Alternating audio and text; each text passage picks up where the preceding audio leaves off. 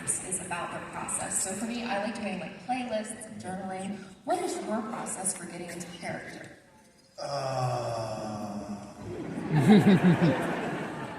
Well, it really depends on the job. It changes every time. Like sometimes it will be. We were just talking about the Unabomber out there. I played the Unabomber, and the FBI found in his cabin his books, and I got the entire book list, and I read those, and that was really informative. So, but then sometimes, yeah, it will be music, or sometimes it will just be, the script really speaks to me, or sometimes it's something from my own life. One of my questions for you is about a film that is not out yet, doesn't even have a release date, which is The Collaboration, which I'm very excited for. It kind of threads off the, looking into playing a creative type like Andy Warhol. What was it like getting to play on stage and then on the screen? Playing Andy Warhol was hard. Hopefully you won't see that when you see the movie. It was hard, yeah. He, if you look at all of the footage or listen to any interviews, there's this quite carefully curated public persona. And actually, when they asked me to do it, I said no. And then I found out, because I thought maybe there's a reason why Andy Warhol is always a sort of cameo in films. And then they told me that it was about Andy Warhol and Basquiat, and I know their collaboration really well. And I already had lots of books on the subject, and I was fascinated by that era of Warhol's life with this beautiful young man coming up behind him and sort of taking the art world by storm, and the jealousy that must have engendered, or terror in Andy Warhol. So then I said yes, and then the work began. I'm very excited to see that one. Looking back a little bit, I'm of an age where when I think of your roles, I think of Inkheart, I think of A Knight's Tale, yes, Inkheart. Inkheart is one of my favorite movies from my childhood, so I'm curious, what was it like getting to play with that role, Dustfinger, and Roxanne, and that whole dynamic? Well, the dynamic with Roxanne was really short. My wife happened to be around, and I said, "Do you want to come in and play the love of my life?" And she said, "Yeah, sure." That was it. I love that. I'm not going to try to get any Marvel spoilers or anything like that out of you, but I did want to look back at WandaVision, because I love the dynamic.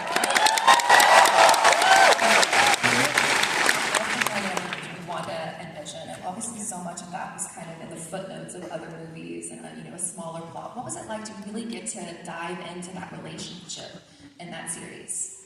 I think it was fantastic fun for Lizzie and I. We both love working together. She's a great partner, scene partner, work partner. She's fastidious. She is always prepared and bold. And I love working with her, and we really enjoyed the larger canvas. I mean, it's always been fun because we very much had our own lane to swim in the movies, and it was just so much fun to be able to really spread our wings and play. And play with so many different dynamic styles, getting to play like a sitcom dad and all of that different, variation to it. That had to be fun to explore different genres for those characters. Oh, yeah, I mean, absolutely. I watched, every episode of the Dick Van Dyke Show and just ripped him off. I'll try. Maybe you succeeded. So at this point, we're going to bounce things to the fans. So if you have questions, start thinking. There are microphones on either side of the auditorium. Remember, one question so we can get through as many of you as possible. Be polite, be kind, and say your name so we know who's talking. Yeah, don't give me the views. We're going to start over here first. Mr. Bettany, I just want to say how awesome and what a pleasure it is to have you here at Megacon. My favorite movie of all time that you have been in is A Knight's Tale. And there is one actor that I just enjoy seeing you with, and I hope you do another movie with this actor. What was your favorite part about being in 2 movies with Russell Crowe? Oh my gosh.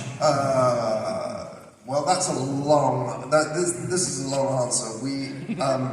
I think by the second movie we'd really built up a shorthand with each other, you know, and it just made sense for us to be playing great friends, and I really respect his work ethic, and I think he respects mine. You know, we both come from a similar place professionally, I think. You know, he started off in theatre and I did too, and in theatre if you're on time you're late, you know your lines, be bold, the greater gods will come to your aid, and I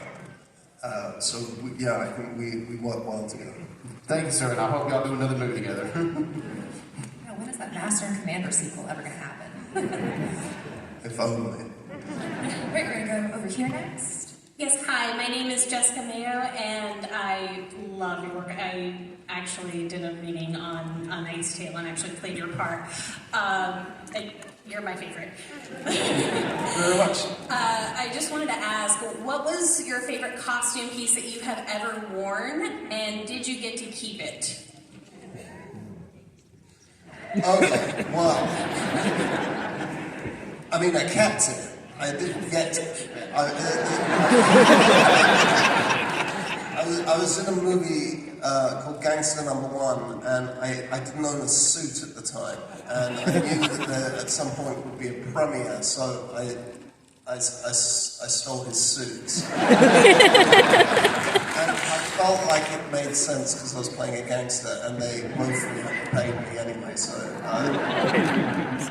I stole some really beautiful suits. Thank you so much. Thank you. So we're going to go over here next. Hello, my name is Delilah. Hi, Delilah. Oh, hi, nice to meet you. Nice to meet you. So, as an actor, your work has been very diverse, and you've been able to appeal to a lot of audiences and really connect with people clearly. So, that being such, what have you been able to learn from your characters, and what do you hope they'll be able to contribute to not only your fans, but audiences?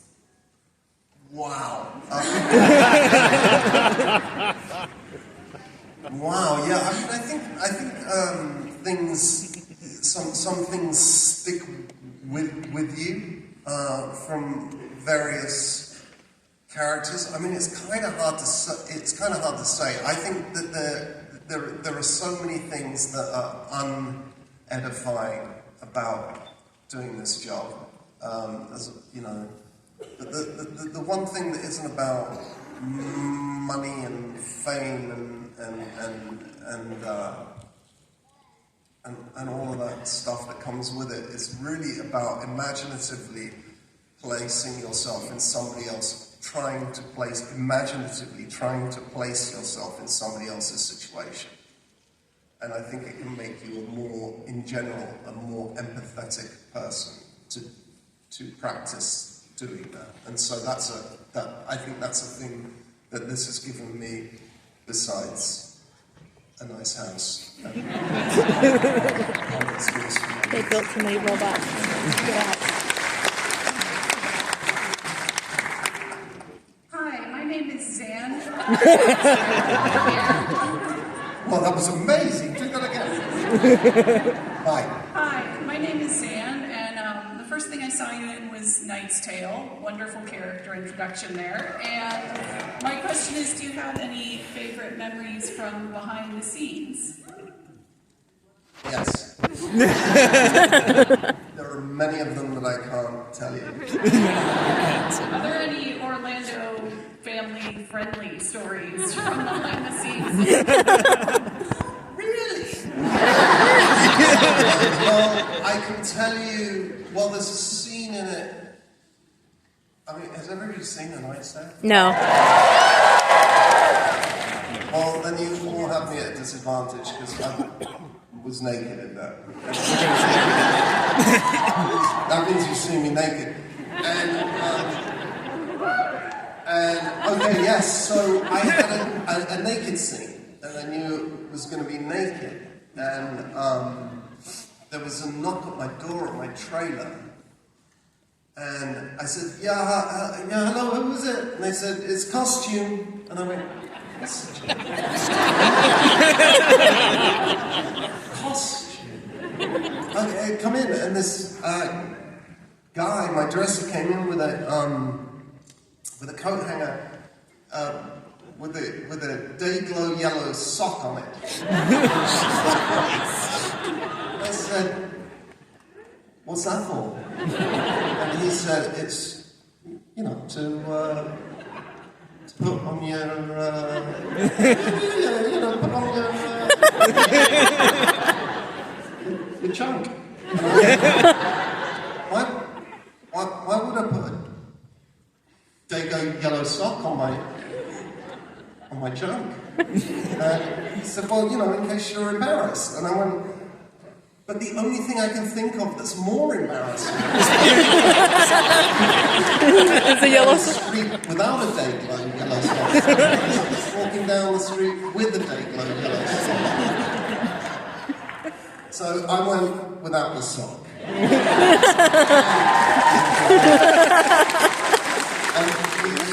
that was in the days when you shot on film. And the director and writer, Brian Helgeland, at the end of the shoot, gave me a wrap gift, and it was every foot of footage of my penis. I have never screened it, and I'm slightly worried that when I die, my kids are going to find it. What is this movie? The dad is in it. Thank you. You've got it.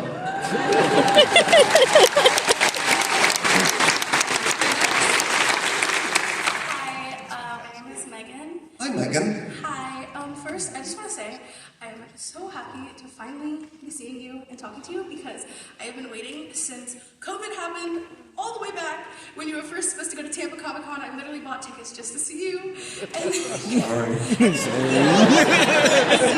They can't put me a cult pass. But I'm really glad to be seeing you now because I love you and I love WandaVision and I love Vision and Marvel and everything. But my question is, what was your favorite episode of WandaVision to film? Oh wow, that's hard. They were all individually so much fun, but I will tell you that the first episode we shot in a day and a half, and we shot it live in front of an audience, and I pooped myself. I haven't been in front of an audience for 25 years, and I begged the director not to do it. And he said, no, we're going to do it, it's going to be great. And I went, I just do not want to do this, I'm terrified, I'm going to hate it. I think it would be better if we broke this up and we shot it, you know, in a more traditional way. And he went, no, we're going to do this. And, oh, God. I came on stage, I made my first joke, and the audience laughed, and I was like, oh. Because I am that shallow. I'm that shallow. In fact, I tell you, this actually will, going back to Knight's Tale, this will tell you how shallow I am. I had to do one of my speeches, and the whole crowd didn't laugh. And of course they didn't laugh, because they're Czech, and they didn't speak English. Right? So I was like, this is just deathly. So they wrote in Czech they wrote like laugh and cheer and clap on these things, and then all of his assistants would hold them up and finish the joke, and they would laugh, and I'm so shallow, I kind of went, I'm killing it.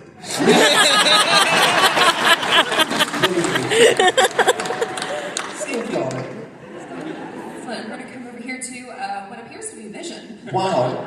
Well done. Hello, mate. Fantastic. My name is Kyle. Nice to meet you all. Nice to meet you, Kyle.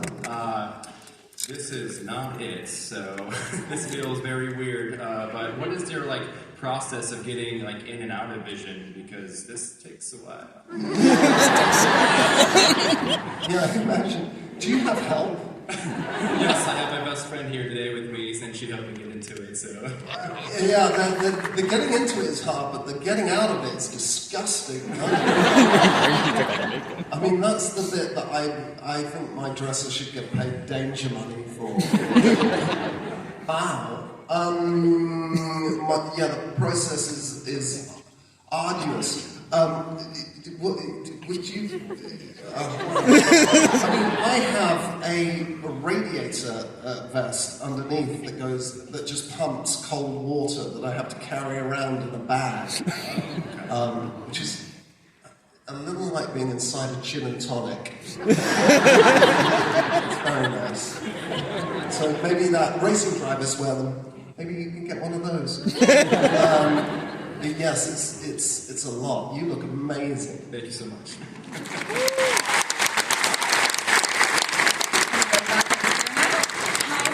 I'm Kara. I'm literally shaking right now, and you're like one of my favorite actors.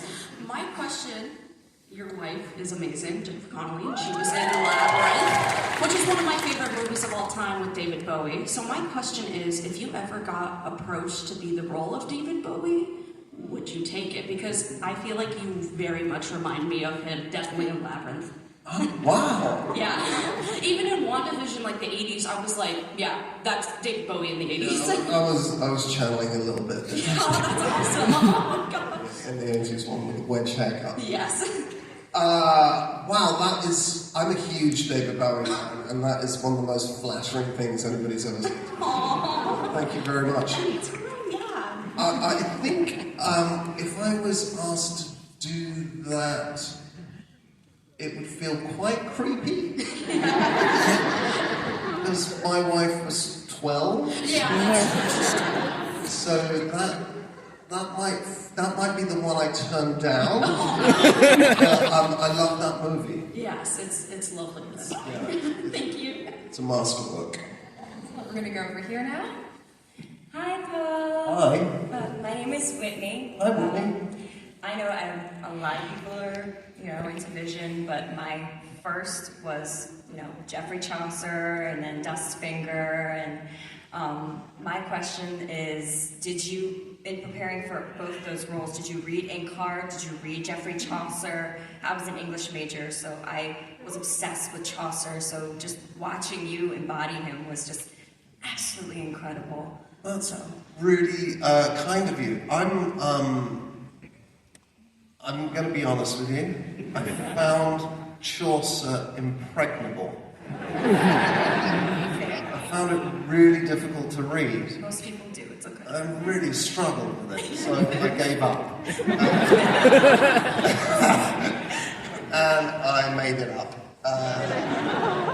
That's the truth. I probably shouldn't have told the truth. But I'm feeling in a truthful frame of mind. I made it up. And as far as... Oh, I did read... I did read Inkheart, but then, it was... It's written for young readers, so it's not very well for me.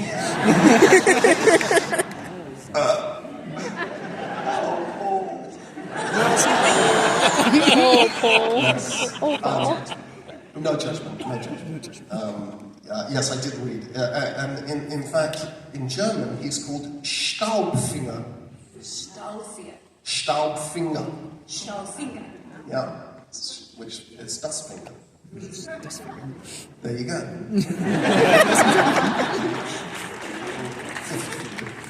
Excellent. We're going to go back over here now. Hey, and I did not know you were married. Does Wanda know? Yeah, I've been married for... Whoa. Okay, now back to my question. Can you tell us everything if, hopefully this doesn't turn to two questions, in like any way, shape, or form would Vision return? Or are you gonna return in the MCU?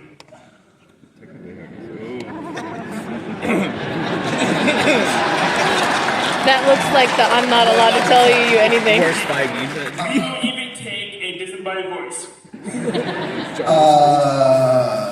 Well, yeah.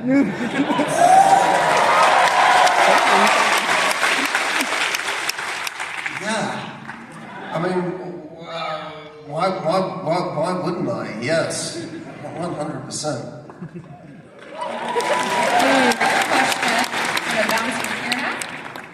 Hi, my name is Rebecca. Rebecca. Nice to meet you. So you've been with the MCU since the very beginning with Iron Man voicing Jarvis. You stated in the past you didn't know the role really. You were doing it as just a favor to John. Yep. So my question is there a turning point in time or a memory when the magnitude of the MCU really hit you in what you were involved in? Yeah, okay. What you're referencing is that Jon Favreau, who played my agent in a movie called Wimbledon, and he said, look, I'm directing this thing called Iron Man, and I need somebody who has no personality at all. And I immediately thought of you. And how do you say no to that? You asked so nicely. And so I said yes, and it's true, I was doing it and it was a lot of fun, and I would turn up at the end and solve everybody's problems on whatever they hadn't been able to make clear in camera or what. I could just say, the bad guys are coming and they're right behind you or whatever, and everybody's like, oh, phew. So they were all very nice to me. They gave me it was a bit like being a pirate or something. You just got bags of money and went home. And I don't know. I sort of made. I think I made everybody laugh, and they went, "Oh, it'd be nice to have him on set." that's how I think it happened. I think they just thought I'd be fun to hang out with for Is it years. was there a moment though that the fame hit you? Where the magnitude of the MCU it actually hit? Well, yes. I mean, what hit me first was how effing heavy the suit was. That was the first thing that hit me. And then I guess the sort of scale of the production was unlike anything I'd ever seen. And most film sets are kind of similar. They always sort of tend to come down to a guy with a camera and a guy with a long stick and a furry microphone. And this felt different. It was just huge. Thank you. Thank you. I'm going to come right back over here. Hi, my name is Shelby. Hi, how are you? Oh my god, I'm shaking right now. It's fine. Don't shake. So you've famously said in interviews that your wife Jennifer, who's fabulous, was your childhood crush. I have to ask, with Valentine's Day around the corner, what is your favorite movie of hers? Oh, that's really sweet. My favorite movie of hers. God, you know what? There are so many. One is, of course, the movie I Met Her On, A Beautiful Mind, for which she was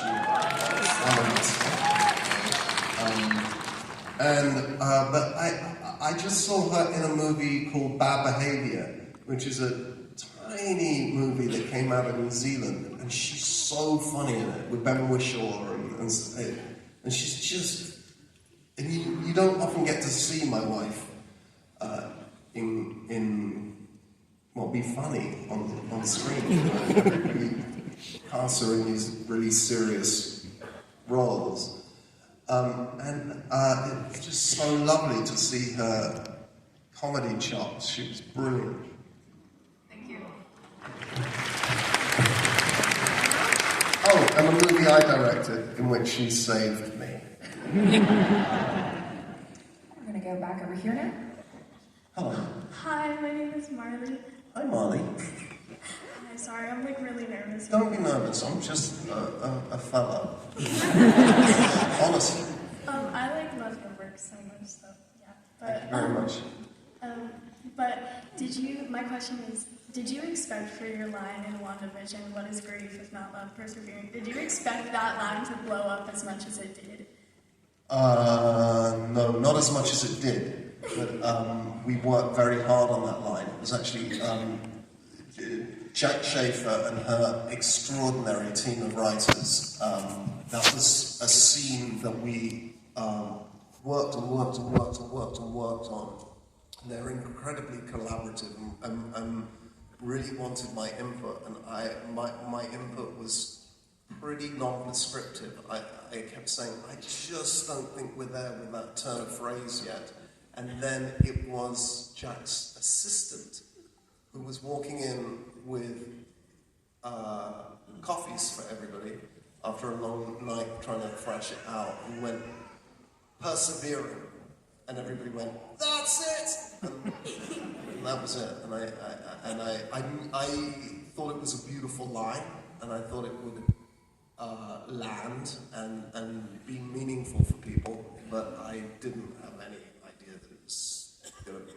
I met a guy today who has it tattooed on his arm. I mean, that's a lot of commitment.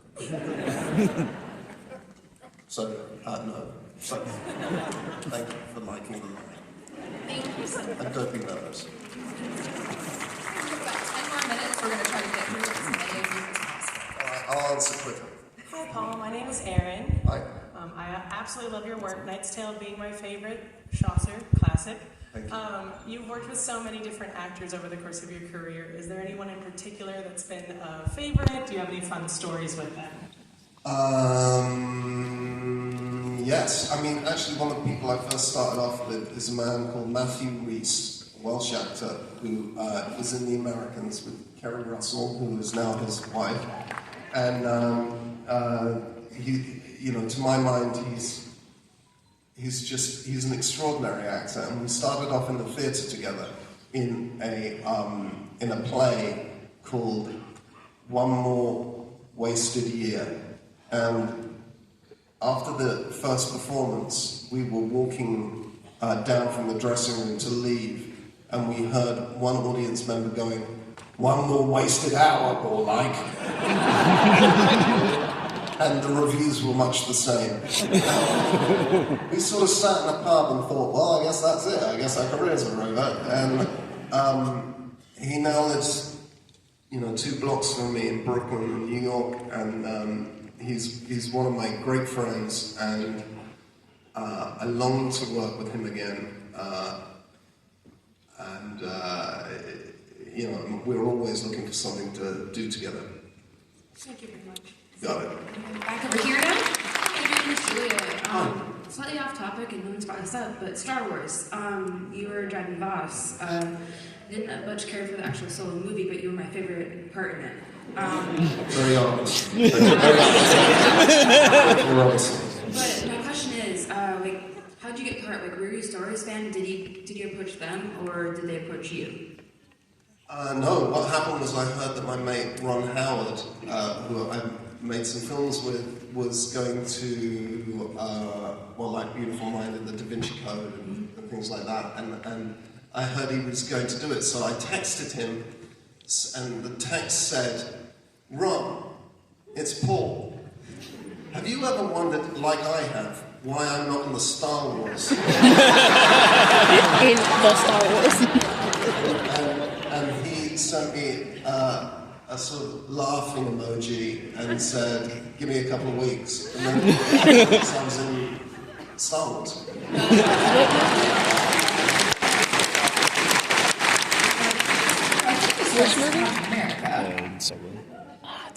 Hello. It looks like you guys had a lot of fun doing like Infinity War with you and Chris Evans cracking each other up. Were those movies a lot of fun to make? No. Yes, they were a lot of fun to make, and they're a really great bunch of people to work with and work for, and everybody is aware of the privilege the whole time and how lucky they are. Thank you. Got it. Hi, my name's Jacob. Hi, Jacob. I was wondering, what was it like filming your big death scene in Infinity War, and what was the atmosphere like on set? It was hilarious. No, it really was. It was hilarious. Because, none of us knew who was going to die until like the day before or something. They showed us a sort of pre-visualization of it, and everybody's like, well, I guess I got to take the kids out of private school.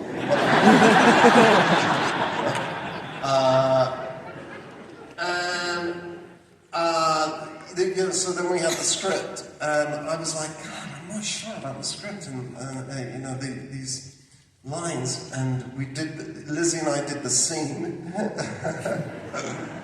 and it was terrible. And the Russo brothers came up to us and said, hey, Paul, Lizzie, can you just improvise this scene? And I went, say what? And he was like, can you improvise it? I went, what, like, improvise being a robot getting killed? I've got no frame of reference. I don't know. So then we were just laughing, and we're so relaxed with each other when we work that I don't know how it would have worked other than that, because we just both really trust each other, and somehow we got to something that worked for the movie when they added the orchestra in. But there was a lot of her laughing at me and me laughing at her, and then trying to get serious about it. Yeah. So I wasn't lying, it was hilarious. Thank you. Over here, we're going to go back over here. Hi, my name is Ava. It's a pleasure to meet you. It's nice to meet you, Ava. Thank you. As Vision, my question was, what was it like to play a robot or an android with a kind of soul, even with a smooth, mechanical movement? How did you capture his humanity? No idea. Well, I do have an idea. My plan was that he's sort of, he's sort of an omnipotent ingenue. So, when he's born, and then as he gets more and more sophisticated with the amount of data that he's receiving, he becomes more and more human. I mean, I guess when you're doing robots or artificial people or whatever it is, I guess the two stories really are Pinocchio and Frankenstein. They're the two, I'm a real boy now, or who made me and what for, really, I suppose, the story. So we were definitely in the Pinocchio camp, and that's a really fun arc to play. And how did I make him human? I am one. And then they paint me purple, and put me in a robot suit. And so I figured that stuff's taken care of, and I can just get on with the human stuff, because I look kind of weird. Thank you so much. Thank you. You got it. Thank you, Ava. Come back over here. Hi, my name is Mackenzie. It's nice to meet you. Hi, nice to meet you. My question is when you were little, did you have any superhero that you wanted to play? We don't really do superheroes in England. We had the Eagle, and there was like damn in it and stuff. We didn't really have all of that. It's quite an American phenomenon, I think. You know, I mean, it's sort of like a young country that made up Greek myths for itself. You know? And so, no, my exposure to it, to that world, really did come from researching Vision and Marvel and all of that. Thank you. You got it. I think we have time for 2 more questions. We're going to go over here. Hi, this is Mia. I'm so glad to meet you. I honestly didn't think I'd ever get to meet you, but here we are. Hi, nice to meet you. So, one of my favorite WandaVision episodes, when you get the gum stuck in your ears. Oh, yeah. But my question was, what was your favorite era to film for WandaVision? Because you got the 80s, the 90s.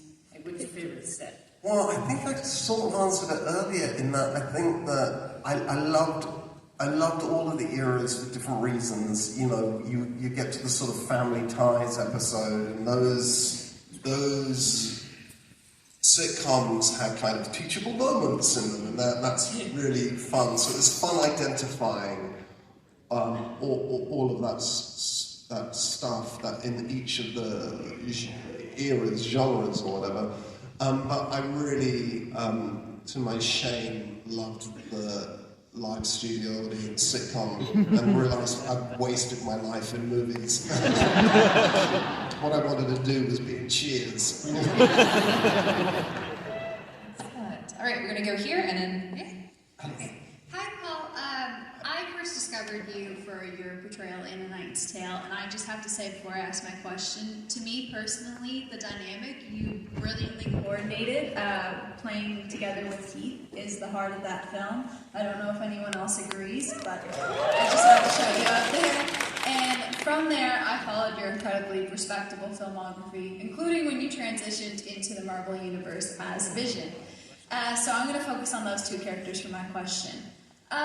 When you explore Jeffrey, you're exploring a kind of gestodial announcer in medieval times, circumstances which you can't relate to in your current human experience. And then with Vision, you're an automaton fighting fellow superheroes, sometimes aliens from the sky to prevent the end of the world.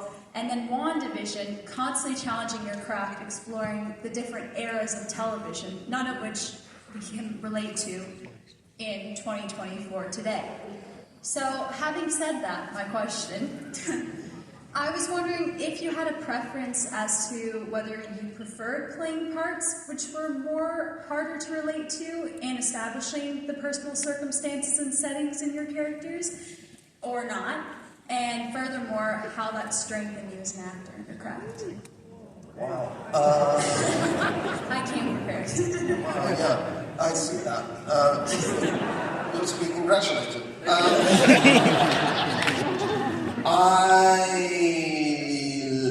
I love a challenge.